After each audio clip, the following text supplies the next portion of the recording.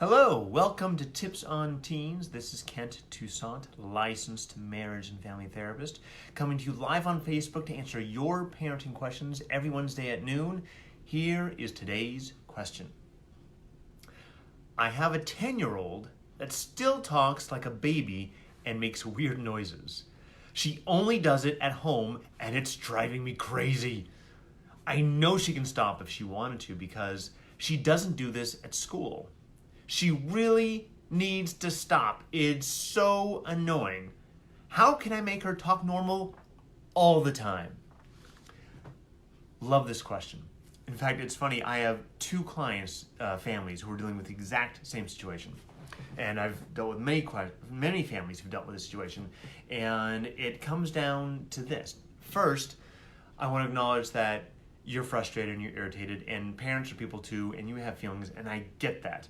I think it's really important to acknowledge. Secondly, your child is having feelings, and when a 10-year-old is going through emotional regression, which is a very common thing, kids go through it all the time, where a child is acting much younger than their chronological age. And generally speaking, it is because they're trying to fill an emotional need that's not being met. That's how most of us live in the world. We're always trying to fill emotional needs. We are mostly unconscious in our world. We have a little bit of conscious thought and awareness, but most of our thoughts, reactions are unconscious. So my hunch is your 10-year-old's reactions at home are unconscious. This regression is unconscious. There could be 1,000 different reasons why. What is the emotional need? This does not mean that you are a bad parent. It does not mean you are a neglectful parent. It does not mean you are an abusive parent. It means you're a parent and she's a child and she's human and she's going through some stuff. Now, it could be that she's regressing to an emotional state when she was feeling that emotional need being met. Maybe it was before the divorce. Maybe it was before school started. There could be a lot of stress at school. Just because she's keeping it together at school doesn't mean that she's happy at school. There could be some stressors at school going on and she holds on really tight and she comes home and relaxes and lets it all out. Lets the weird noises out and the baby talk out, which is like fingernails going down the chalkboard for you, right? So I encourage you not to tell her to stop.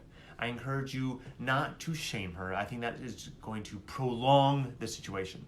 Instead, try to connect with her and find out what that emotional need is. Maybe she just needs to be held. And is she acting in a playful way? Does she need more playfulness? Does she acting in a sad way? Does she need more consolation from you? There's a lot of ways you can do it, but it's connecting with her emotions that will help you guide that emotional need to be met. Now, some of you right now are thinking, I don't want to reward this behavior. If she's acting this way and I give her a hug or I play with her, I'm just teaching her to keep acting this way. And I disagree. I think what will happen is the more you meet your child's emotional need, the behavior will change. And you can talk to her about how she's using baby talk or these loud noises as a way to get that emotional need met, and then you can make it more conscious for her and teach her new ways. You can say, hey, why don't you come over and tell me you need a hug? I'm happy to give you a hug. Tell me you want to talk about things. I'm happy to talk about things. Tell me you want to play more. I'll try to make time to play with you more. It depends on what's going on. But if you just treat the behavior, you're missing everything underneath. And the behavior is a symptom of the emotions. So it's really important that we address the emotions.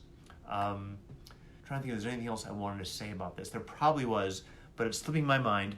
If there's something else, I'll write it in on the messages below. Thank you for tuning in and for your questions. Keep them coming. If you have a new question or a follow-up question you'd like me to answer on Tips on Teens, you can email us at tipsonteens@teentherapycenter.com or just direct message us right here on Facebook. We love to hear from you.